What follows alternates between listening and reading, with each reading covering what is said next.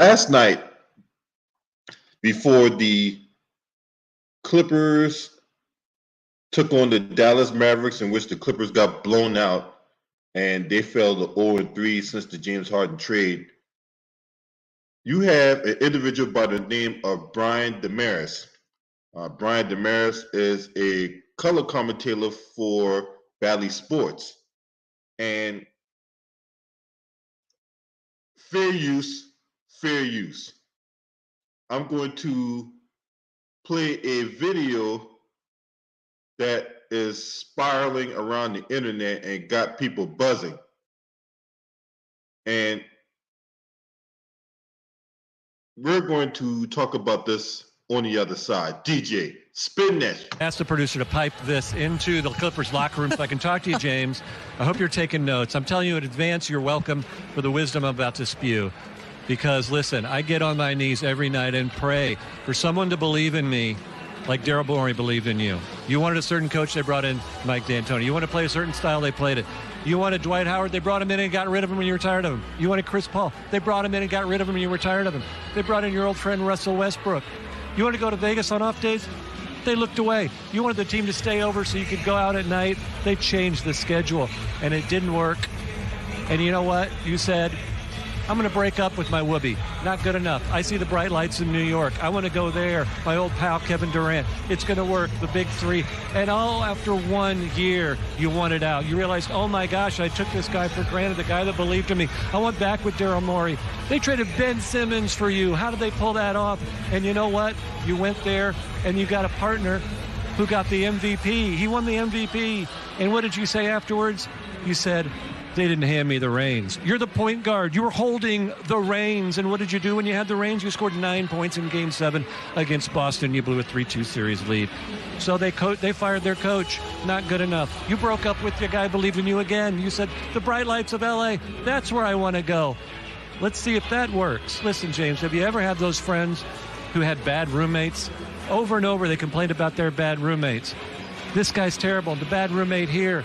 They never thought to be self-aware enough that they're the bad roommate. They're the problem. Hey, James, you're the problem.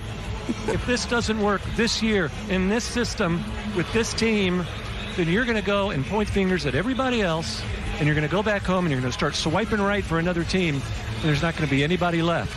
Because, James, you're not the beard, you're not the system, you're the problem. Oh, and the mic drop, Devin.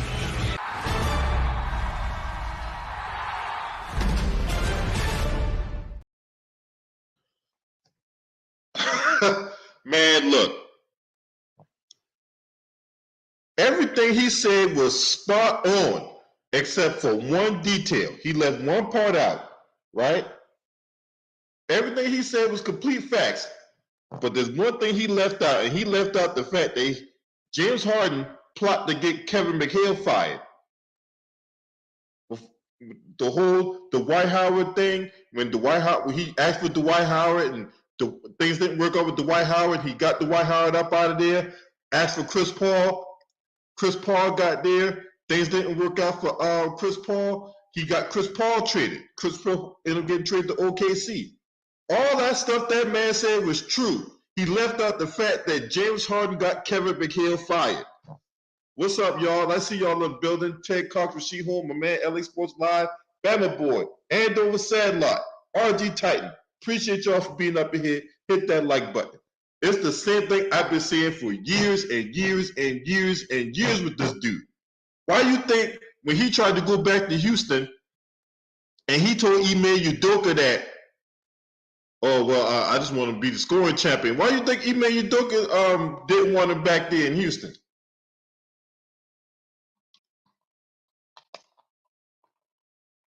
And Ticket did a video about this earlier, right? He said that, this is my brother Ticket said, that if the Clippers underachieve, that Tyronn Lue is going to step down. Well, I'm going to go a step further. I'm going to say this. If and when the Clippers underachieve, right? Because they're going to underachieve, right? Steve Ballmer is going to do a thorough house cleaning. That means Lawrence Frank is going to lose his job, and the fish is going to rot from the head down. And Lawrence Frank made that trade for goddamn James Harden when you didn't need to get him.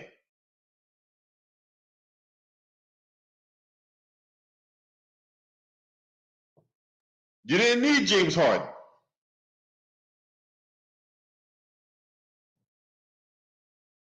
And I'm going to back it up even further, right?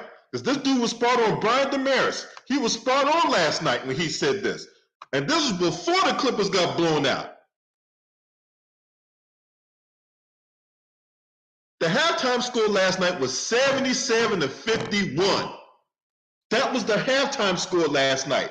The final score ended up being like 144-126.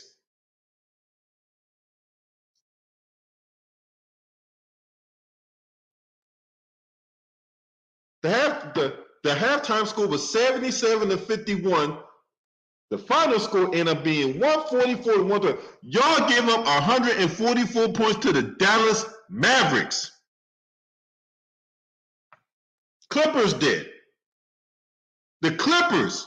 Y'all supposed to have defensive stalwarts and Paul George and Kawhi Leonard. And you mean to tell me that every time y'all see Luka give y'all the fucking business? And that's not even, hey, I ain't even brought up the fact that Kyrie dropped almost 30 on your head.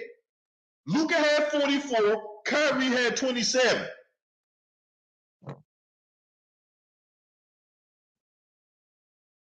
Now, I want to bring up some other stuff because this thing was startling when I saw this, right? To support everything I said, right? Because I've been saying this for the longest about James Harden. Me, Ticket, Town 2 Raw, you name it. We've been telling y'all this shit for years, so this ain't nothing new. But the way he destroyed James Harden last night,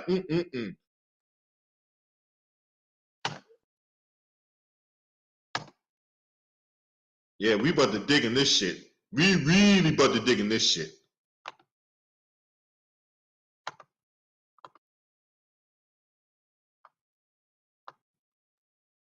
Hold on, y'all. Yeah, we really about to dig into this. I got the numbers to back it up. Here we go. Here we go. Now I want y'all to see. This on NBA.com. You go to the advanced stats. Go to the advanced filters. The season started on the 24th of October. Season started on the 24th of October. And we're going to go to November 5th. Because that was before James Harden played his first game against the New York Knicks on November 6th. All right. So let's look at the team defensive rating. Let's look at the team offensive rating first. Right. Now, mind you, this is from opening night to November 5th. Right. Opening night to November 5th before James Harden played his first game with the Knicks. The Clippers are fourth in offensive rating. They didn't need James Harden. They were fourth in offensive rating. Defensive rating, right? Let's look at them defensive rating. Look at that. From October 24th to November 5th, they were fourth in offensive rating, fifth in defensive rating. They didn't freaking need him.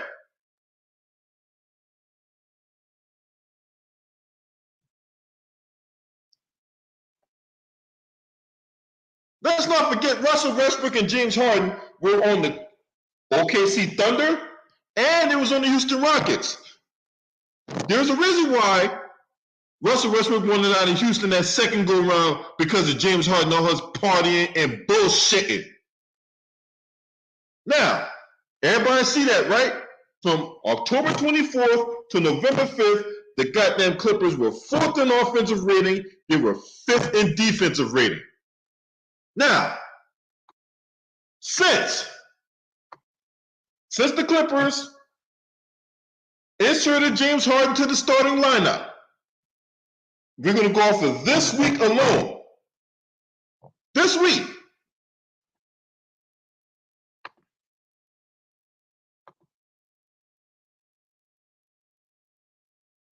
This week right here, James Harden played his first game with the Knicks on the 6th against the Knicks, to last night against the Dallas Mavericks. They've been 0-3 in this stretch. 0-3.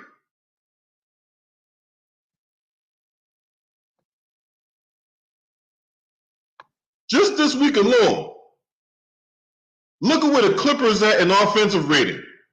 26th. 26.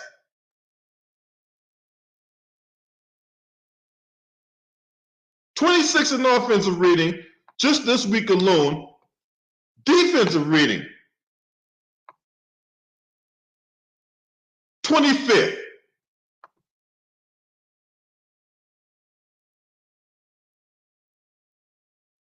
What's up, Neutral Natural?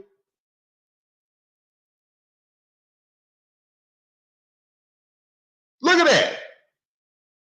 Now, and appreciate you for tuning in too.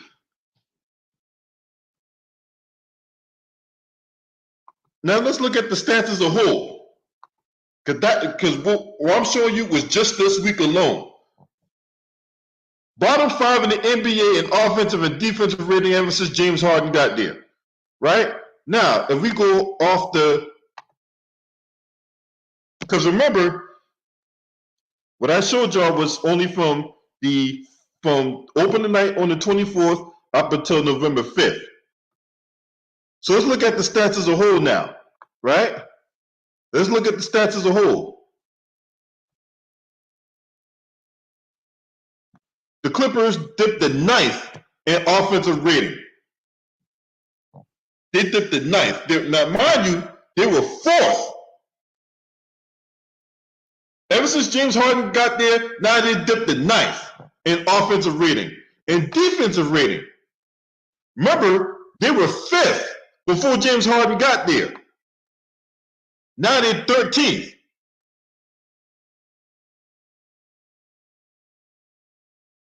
They were 5th in offensive rating. I take that back. They were 5th in defensive rating before James Harden got there.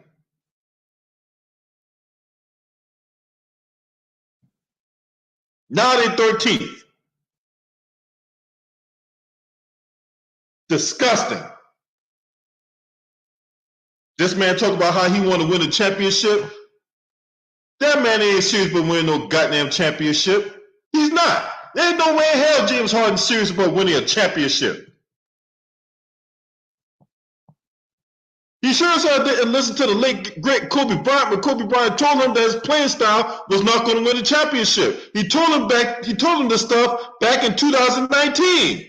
4 years going on, all we see is James Harden tricking it off in the playoffs, and then he want to relieve his stress at the goddamn club, whether he's New York, Miami, Houston, LA, Orlando, wherever the fuck he's at the time, wherever tickles his fancy at the time.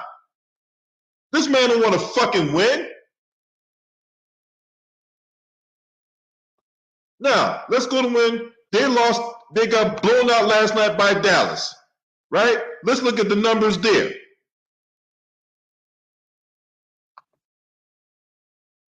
Look at that. James Harden, a -6.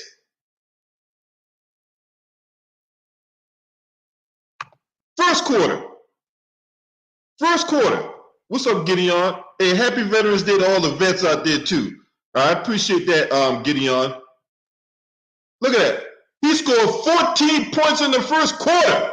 James Harden scored 14 freaking points in the first quarter. Now, let's see what he did in quarters 2, 3, and 4. Quarter 2. Look at that. Didn't score no points in the second quarter. Okay. Chalk it up to the game. He only took 1 field goal attempt in the second quarter. All right. Let's go to the third quarter. How many points did he score in the third quarter? Look at that. He scored no points in the third quarter.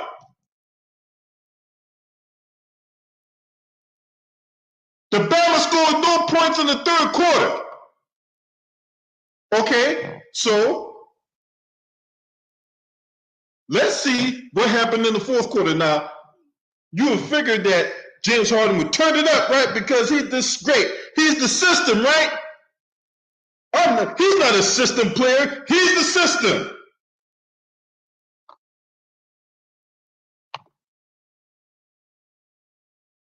He didn't even play the fourth quarter. Ty Lue got so disgusted he pulled all the starters off the game in the fourth quarter. So you got guys like Terrence Mann and Bones Highland. Bones Highland dropped 13 points in the fourth quarter by himself. Guys like Amir Coffey and Musa Diabate.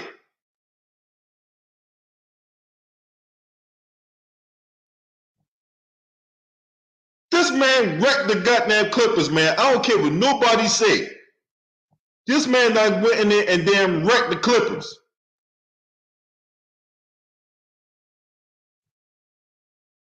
Clown show.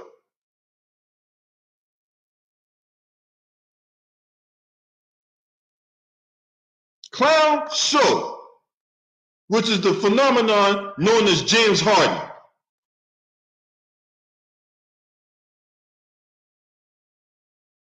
And watch what happened, because this train is never late, right?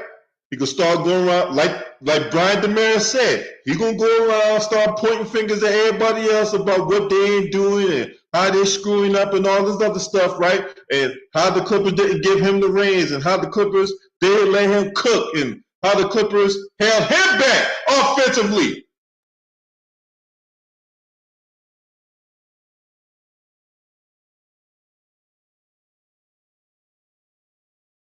In math, because when I went through school, math was one of my favorite subjects. And in math, you learn about the common denominator, whether it be the least common denominator or the most common denominator. And in this case, we're going to talk about the most common denominator. It's him! That motherfucker is the goddamn problem!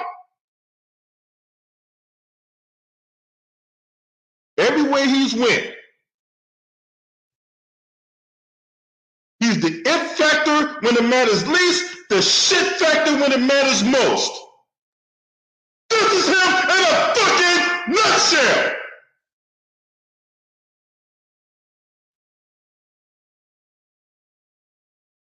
And if and when James Harden starts pointing fingers about what this person ain't doing, what that person ain't doing, and how this coach didn't let me cook. And I want to trade. And I want a max contract.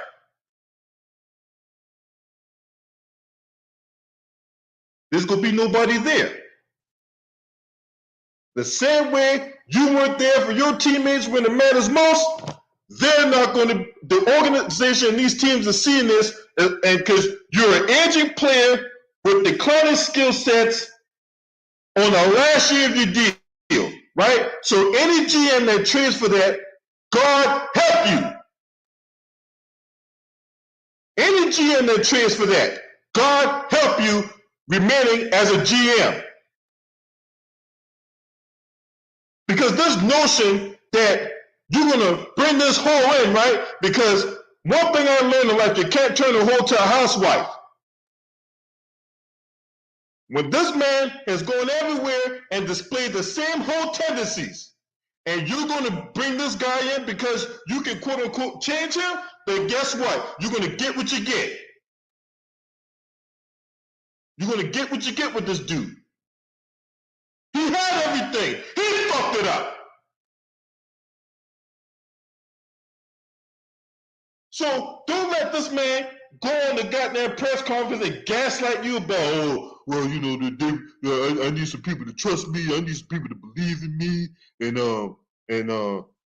I just want to show my skill set because my goal is to bring a championship. Motherfucker, you ain't bring no goddamn championship with that goddamn play style you got. You serious right now?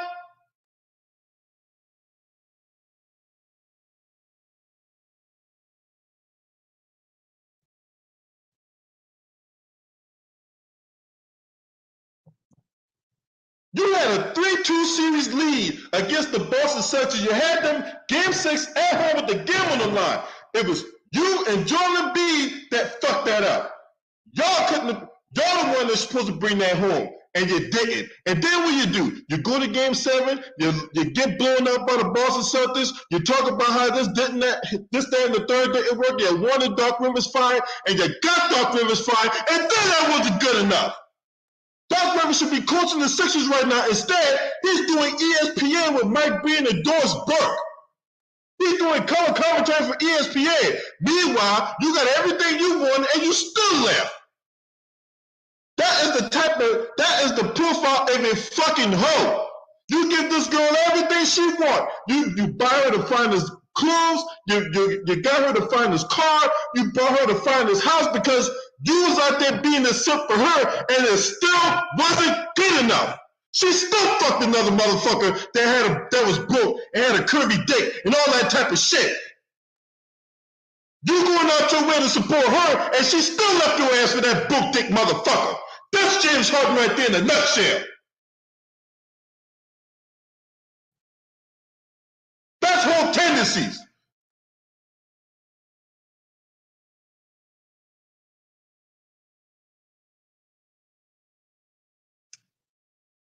It's never good enough for this dude. Never. That's why that dude went school trip like that. And he's doing color commentary for the Dallas Mavericks. He's not even a commentator for the Clippers, and he's going off with James Harden like that. That should tell you something right there. Huh.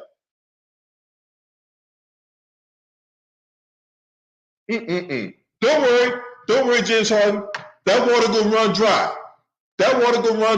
And ain't nobody gonna be there to save your ass. Ain't nobody gonna play the role of Captain Saverhole when you underachieve, because that train's never late. James Harden underachieving in the playoffs, that's assuming you even get there. That train is never late. It's going to be a Game 6, whether it be in the first round. God help you if you make it past the first round, you get to the second round, because the train really on time then in a Game 6 in a Western Conference semis or Eastern Conference semis. You watch. James Harden going to put on the disappearing act, and he's going to have big titties in his face later on that night with titty milk running down the side of his beard or on the front of his beard, whatever tickles his fancy at the time. And there's going to be another report from TMZ or Athletic or ESPN, some beat writer at the club, showing James Harden with an ace of spade in one hand and a mower in another one, showing all his baby wheel teeth partying the little baby.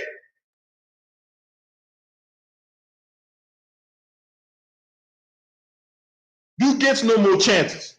This your last chance right here. You've been on more teams in like this 3-year span.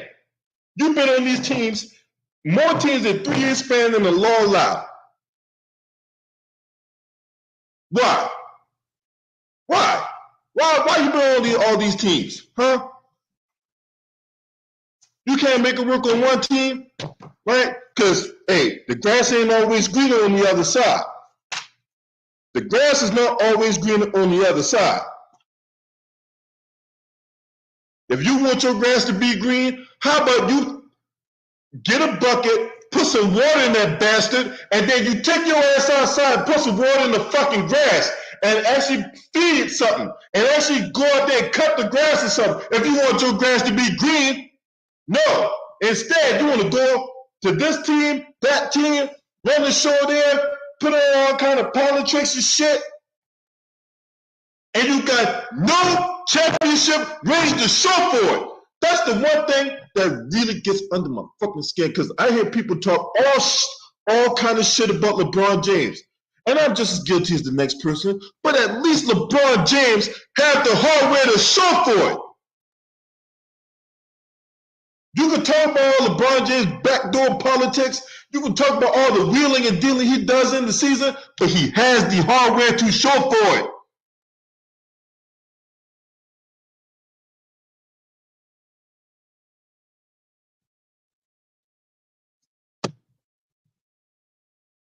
He has the hardware to show for it. James Harden don't got that. He don't got that.